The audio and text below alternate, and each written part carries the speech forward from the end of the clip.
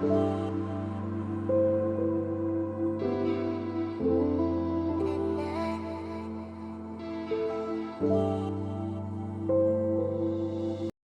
thank you for coming to Hawkeye's House of Horrors.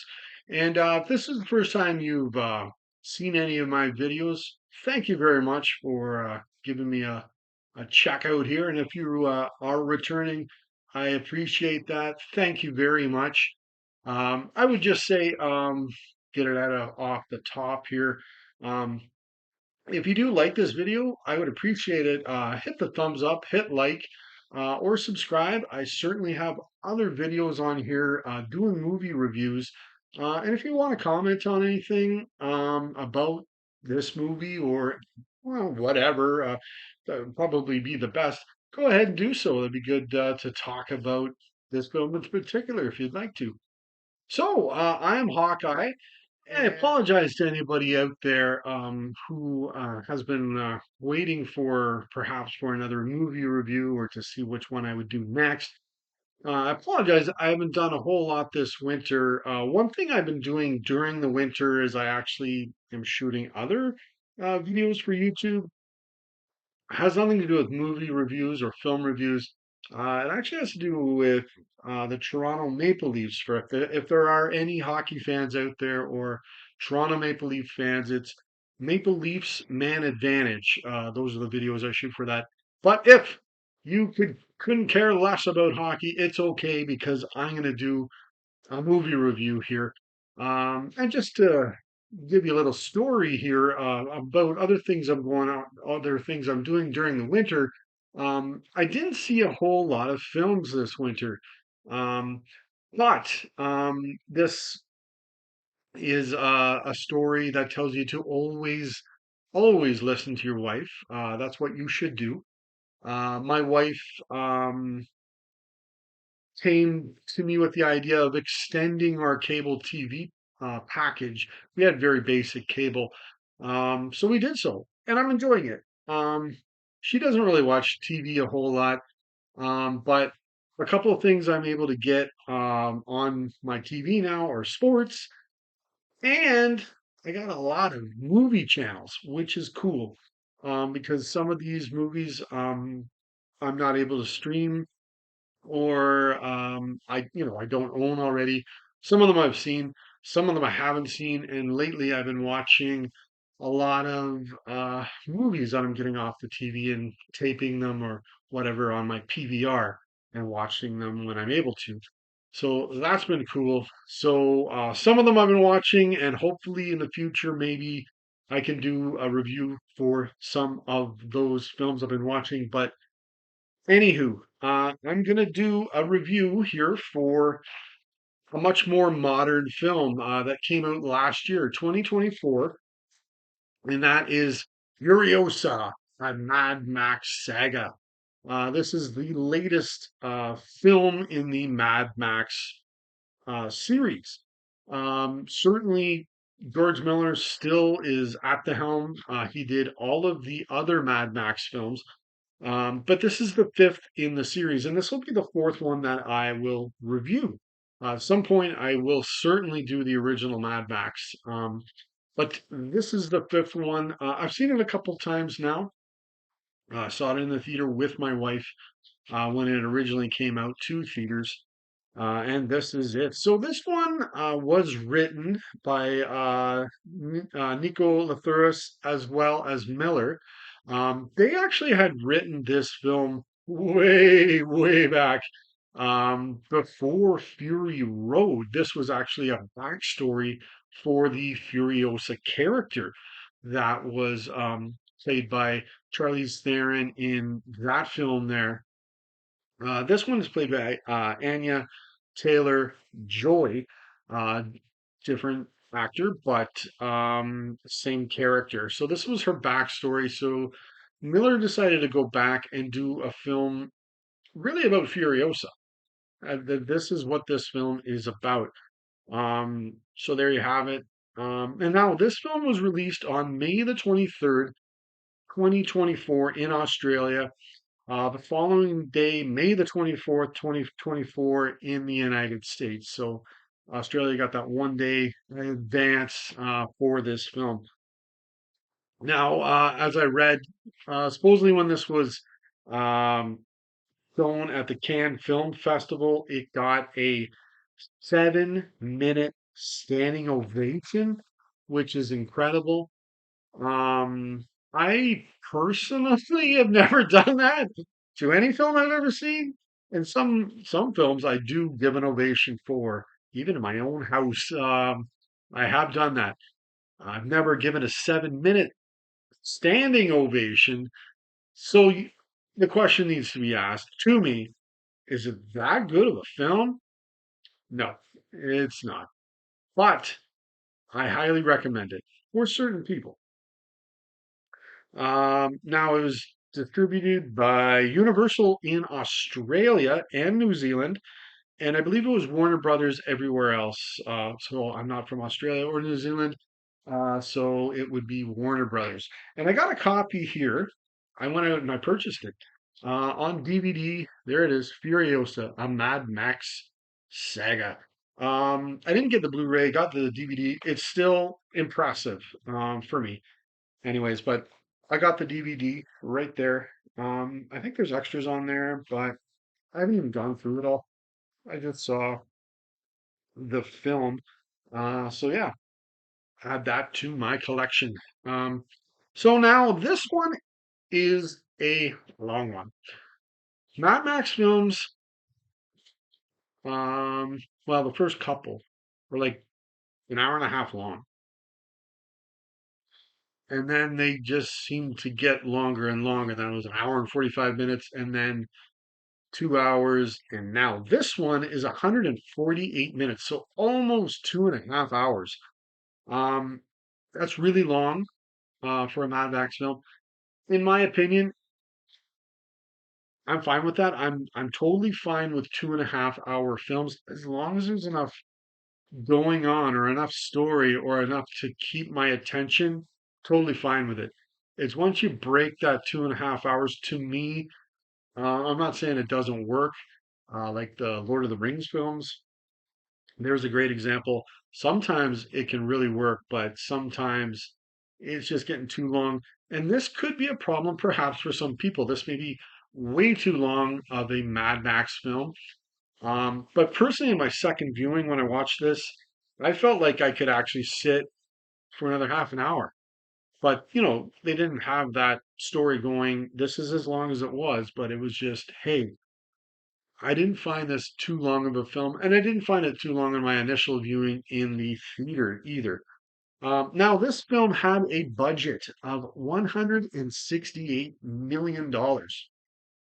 That's a big budget. Um, and unfortunately, this film didn't make the money they thought they were going to make. It made 173.8 million at the box office. I guess it made its money back. But I expect they were expecting 3 times this amount. Warner Brothers and Universal were expecting a bigger payday than that for sure. So in the end, and certainly because of Miller's age, he's not a young man anymore. Um, Unfortunately, this could be the last Mad Max film made. And maybe it's not. I hope it's not. Um, but it may be the last with Miller. I hope not. I hope he is able to make at least one more, like a Mad Max film. Um, that would be too bad if this was it. But when this film was released, it was actually the most expensive Australian film ever made. And it may still be, but yeah, this was a very expensive film to make. So I'm going to try and go through the story here, um,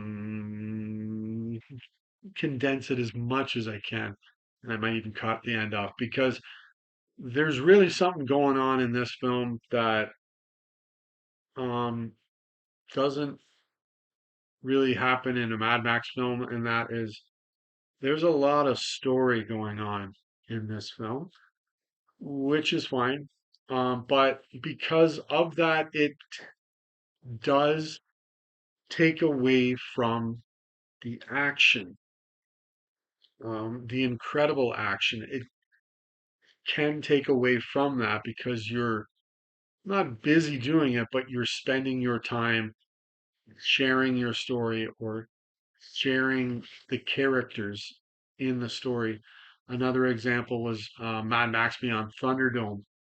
I thought it was very story driven, perhaps. Certainly more in comparison to the Road Warrior or Mad Max 2.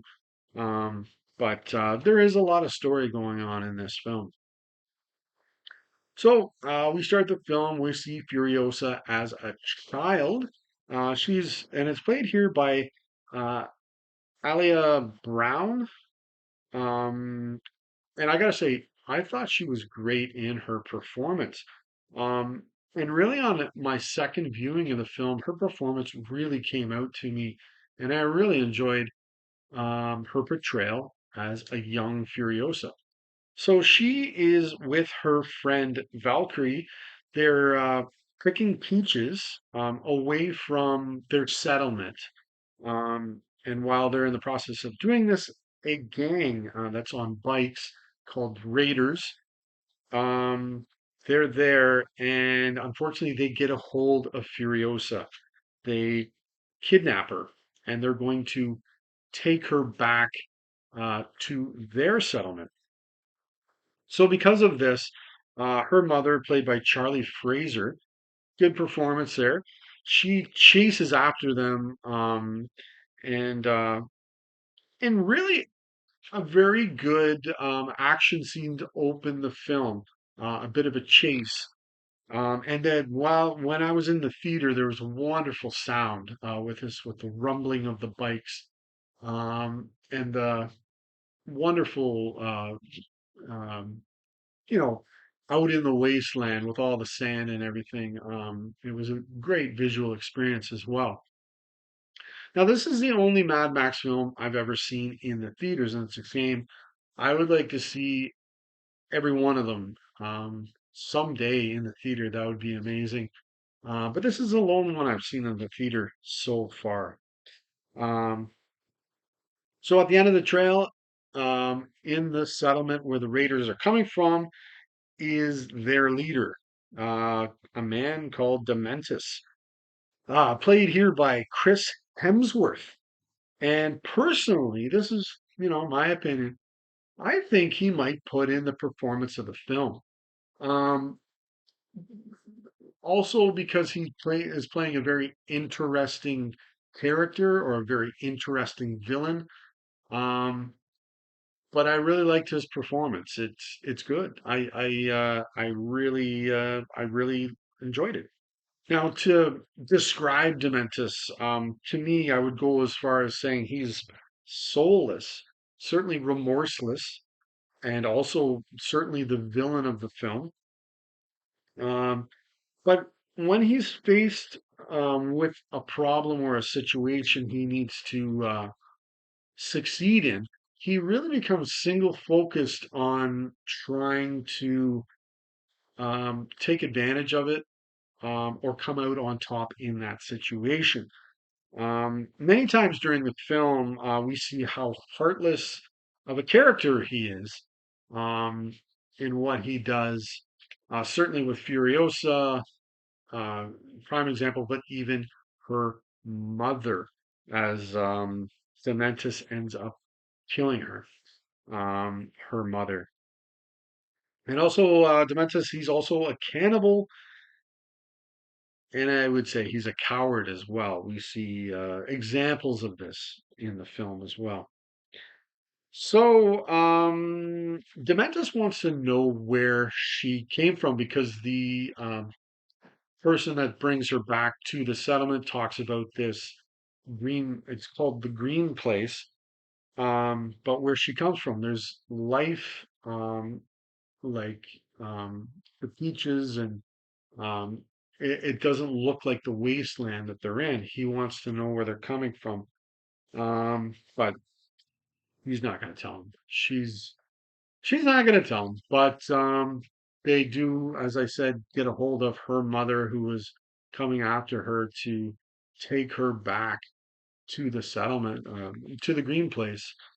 They get a hold of her and kill her. So we take it from there, and Dementus foolishly goes to Immortan Joe, who was in Fury Road, played by Hugh Keys Byrne. By this point, he had passed away, so there was another actor in this role, and that was Lachi Hume, playing Immortan Joe. But Demetrius tries to take them over, and he soon finds out how crazy um, these people are and how formidable they are as well, in just showing up and, yeah, I mean, a pretty good scene, I think, as well. So Dementus tries somewhere else. We're gonna go somewhere else. We'll try Gastown. But this time he succeeds in taking them over. And then in the end, he's negotiates with Joe. And then this is where then Furiosa is given to Joe, for her to become a future wife for him, to breed offspring for Joe. But after Joe's super creepy son, Rictus Erectus, I did not make that name up. That is the name of the character, and instantly I'm going to um, Monty Python, The Life of Brian, Biggest Dickus. Hilarious. What a name. But he's played by Nathan Jones, who I think was in, like, he's a wrestler as well. I think he's in the WWE. Big lad. Um, but he tries to get a hold of her and really do the unthinkable with her. But luckily she escapes. She gets away, and they think she's disappeared. She's gone. We then find Furiosa is pretending to be a man, who is mute, and she then works her way up in Joe's Men for over a decade. Um, Here, though, even on my like initial sight of her, this is Anya Taylor Joy, with a black um, veil on her face, really, like hiding her face and everything. I would say this is obviously not a man. It looks more like a woman with the eyes.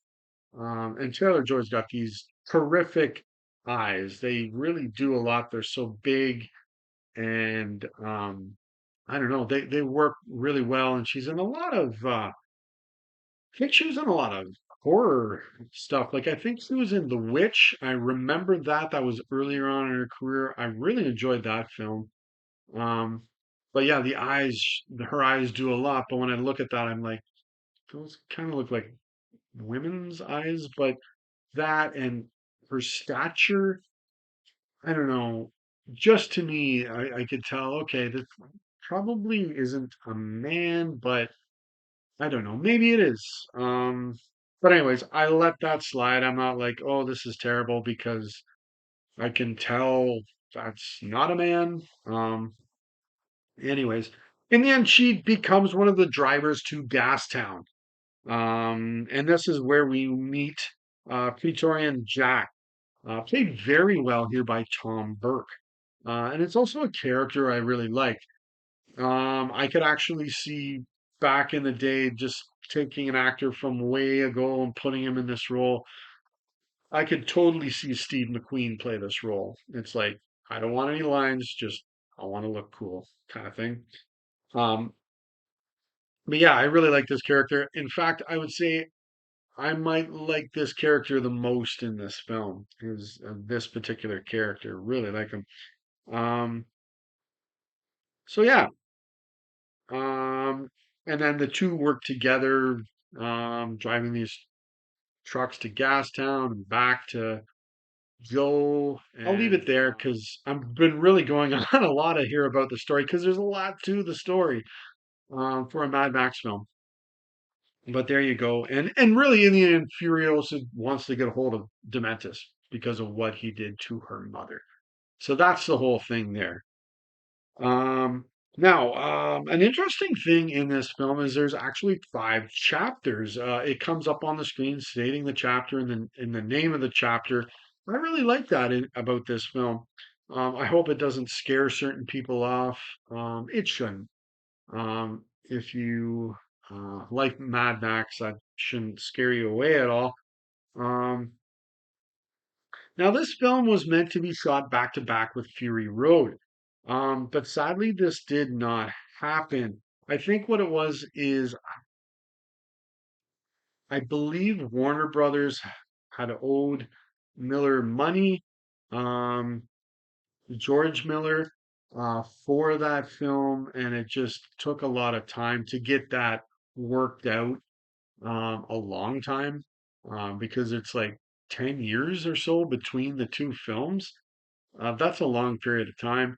Um, they were meant to be shot back to back, but sadly that did not happen. So that really eats into the time. Maybe if you're wanting to see another Mad Max movie by George Miller, that might be another reason why it may not happen. But there's still I'm hearing he's got stories. He's got I think a couple other ideas, or I'm not sure if they're full scripts or anything, but ideas for Mad Max that he is wanting to put to film. Now, in my opinion, this is a Mad Max film because it is in the Mad Max universe. Now, Mad Max is in the film. He's in like one scene, and it's like from far off in the distance, you see him in his interceptor, and he picks Furiosa up in the wasteland and takes her and drives her. Like he's in the film, but that's it. It's just like one shot and he's gone. So there is that, and I don't know if that may have ticked some people off who were big Mad Max fans. I knew this was gonna happen. I knew Mad Max wasn't really gonna be in this film. So I was fine with that. I was ready to say, okay, this is a Furiosa film, not a Mad Max film, but it is in that exact same universe. So now, supposedly the audience in the theaters for this film was heavily male. Should not surprise you because I think I'm going to throw it out there. I'm pretty sure a lot of Mad Max fans are male as well. But in saying that, I went with my wife to this film and she really enjoyed this. And she's seen, um, I think, four of the Mad Max films, and some of them she really enjoyed, and some of them she didn't. Um, but this might be her favorite one. She really enjoyed it, this particular film. So, and yeah, I noticed it wasn't like all male. It was definitely like a date night. It was a date night movie, I think, that night. Because there's even a guy I work with. He was there with his wife. So, yeah, I'd say most of the people there probably were male, but there was definitely females watching the film as well.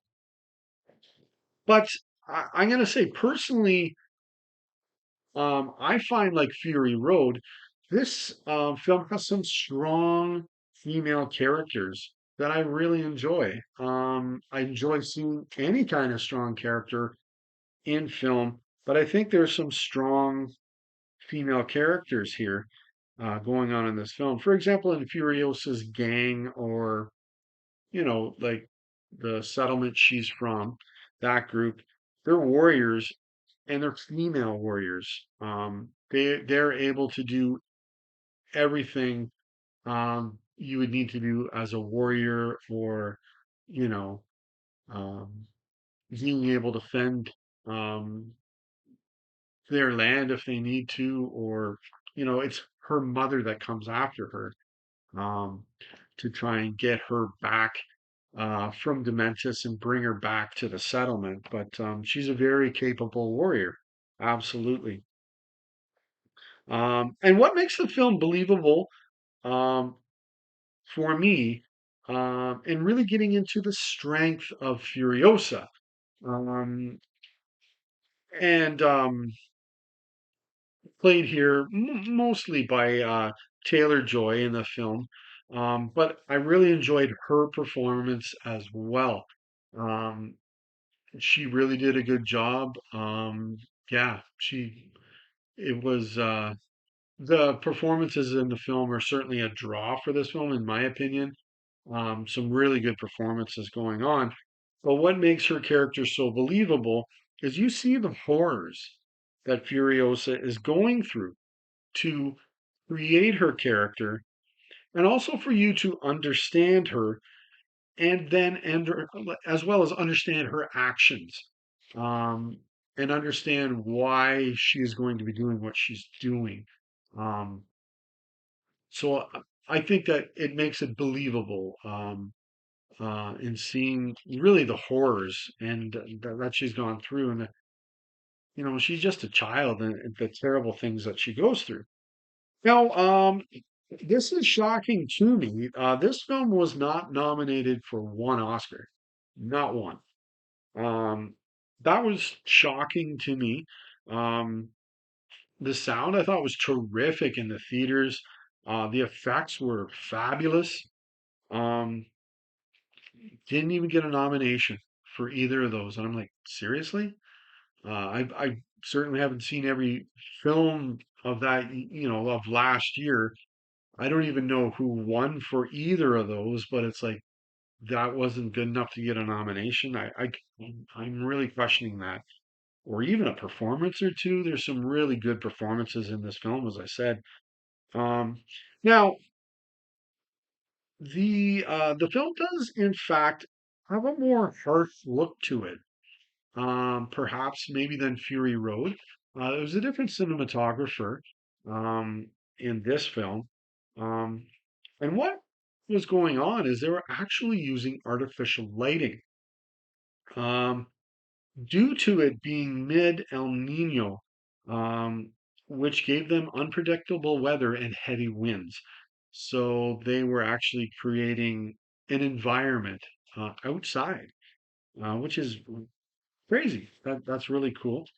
Um, and really, this film, it does use some CGI, going on, and it's heavily in here, in creating the worlds.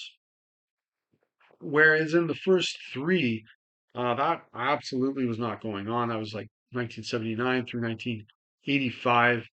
They weren't doing that. It was just you're out in the elements doing that, um, and really out in the stark wasteland as your setting. Um, but here they're using CGI, which, um, I think is amazing, and it's really cool that Miller, really wanted to use it. And in my opinion, he used it correctly. In my opinion, when viewing this, I'm thinking, okay, that's believable. That looks like that's the sky, whatever. But it was CGI'd, some of the stuff, and like, um, I'm gonna say it, finally maybe, um, and I think you need the right director, somebody like George Miller, who's done it without using that.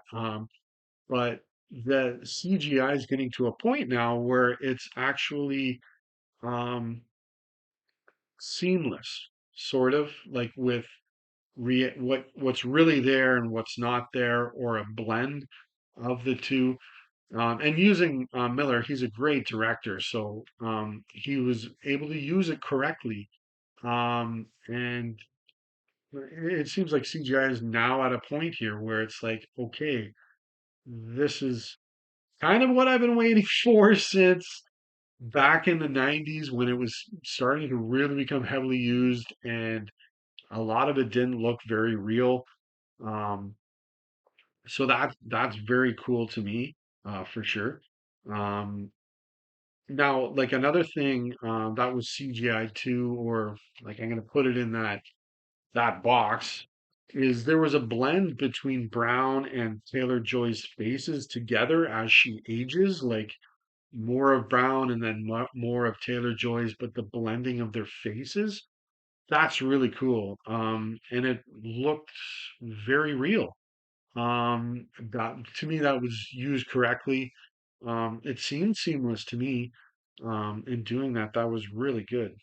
And as well, people, I'm a little older. I'm not like 157,000 years old here, but um, I will watch films of any age. Like I love watching old black and white films, and right down to still go to the theater and watch films like this one last year.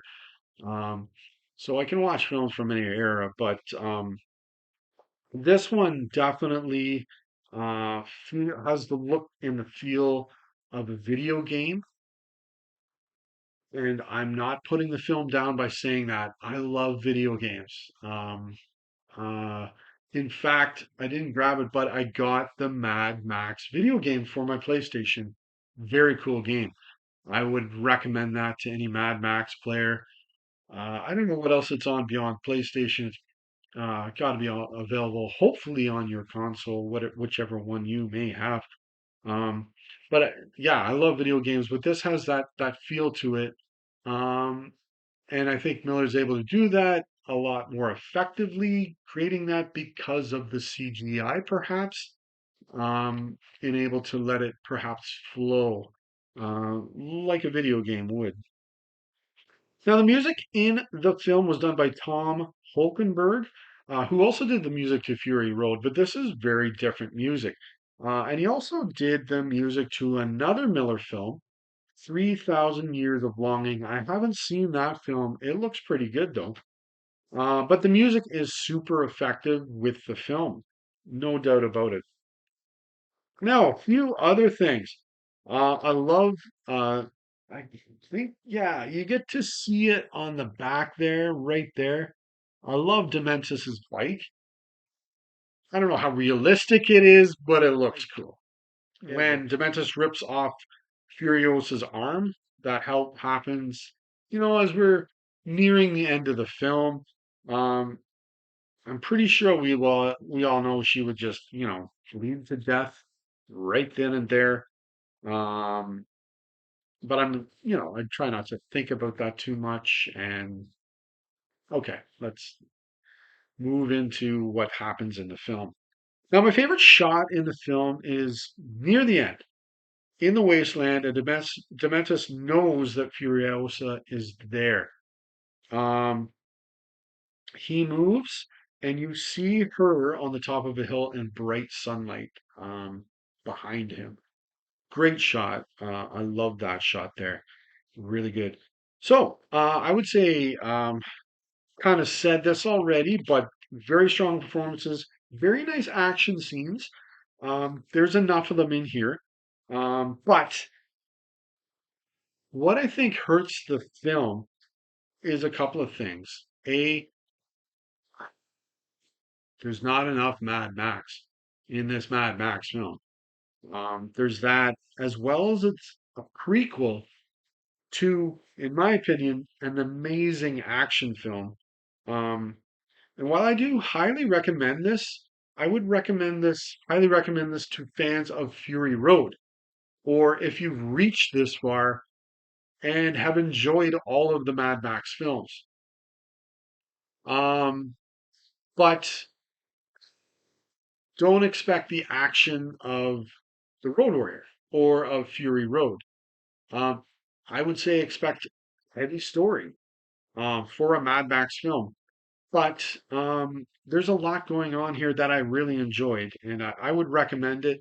I apologize because, not everybody is going to love this film, um, but I recommend this one absolutely.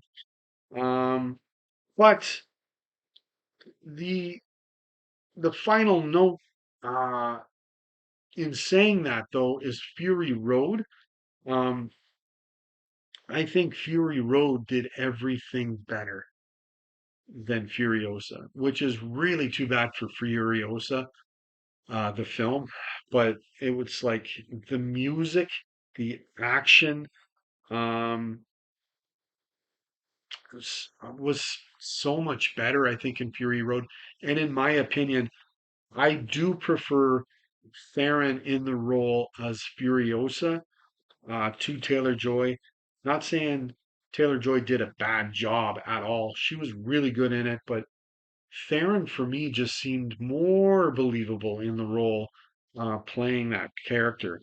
Um, but there you have it. And the filming took place between June to October of 2022. So that's Furiosa, a Mad Max saga. So that's it for today.